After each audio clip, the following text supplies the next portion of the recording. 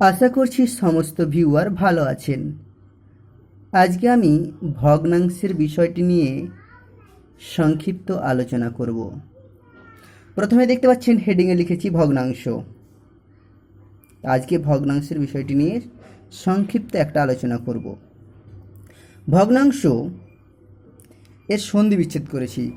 ভগ্নাংশের সন্ধি বিচ্ছেদ কী হবে? ভগ্ন যোগ অংশ। আবার বলছি, ভগ্নাংশের সন্ধি বিচ্ছেদ হবে ভগ্ন যোগ অংশ। ভগ্নাংশ, ভগ্ন মানে কি? ভগ্ন মানে ভাঙা, অংশ মানে ভাগ। তাহলে ভগ্ন মানে কি? ভাঙা, আর অংশ মানে ভাগ। এখন মূল বিষয়ে আসি। এই যে দেখতে পাচ্ছেন এই বক্সটা করে রেখেছি, বক্স। এই বক্সটা পুরোটাকে বলা হয় এক অংশ। এই বক্সটাকে কী বলবো? এক অংশ। আবার এখানে আরেকটি বক্স করেছি, এটাও হচ্ছে একটি এক অংশ। আবার এটাকে যদি আমরা রুটি ধরি, রুটি পুরো অংশটা কি? এক অংশ। বক্স, এখানে যে বক্সটা ধরেছি এটাও এক অংশ। আবার এইখানে যে বক্সটা ধরেছি এইটাও হচ্ছে এক অংশ। আবার এই যে রুটি, পুরো রুটিটা এক অংশ। এবার কি মনে করুন, বক্সটাকে একটি অংশ, পুরো বক্সটা এক অংশ। এই বক্সটাকে দুটি ভাগে ভাগ করলাম, সমান দুটি ভাগে ভাগ করলাম। তার মধ্যে কি করলাম? আমি উপরের অংশটাকে রং করে দিলাম, এই অংশটাকে রং করলাম। তাহলে আমরা এখানে বলবো কত অংশ রং করা হয়েছে?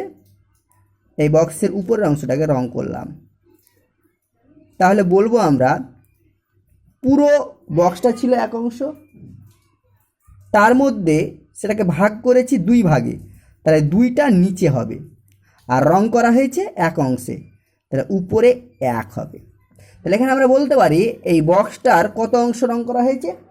দুই ভাগের এক ভাগ রং করা হয়েছে। আমরা এখানে কথাটা বলবো কি? দুই ভাগের এক ভাগ রং করা হয়েছে।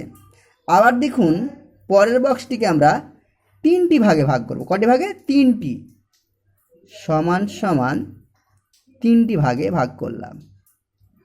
এবার এই বক্সটার আমরা দুটি অংশে রং করলাম, দুটি ভাগে রং করলাম। তাহলে এখানে আমরা কি বলবো? বক্সটাকে তিনটি ভাগ করেছি, তাহলে নিচে লিখবো আমরা 3। আর কত ভাগে রং করা আছে? দুই ভাগে।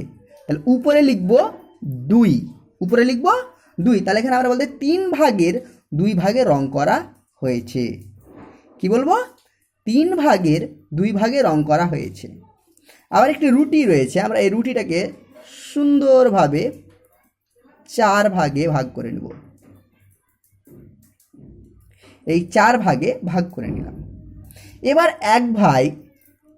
এক ভাগ একজনকে দিয়ে দিলাম, খেতে দিলাম আর কি।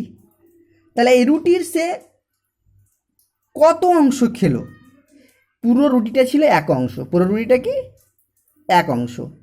তার মধ্যে আমরা রুটিটাকে করেছি কয় ভাগ? 1 2 3 4। 1 2 3 4। তাহলে নিচে লিখবো 4। খেয়েছে কত? এক ভাগ, তাহলে লিখবো 1। তাহলে সে কতটা খেলো? 4 ভাগের এক ভাগ রুটিটা খেয়েছে।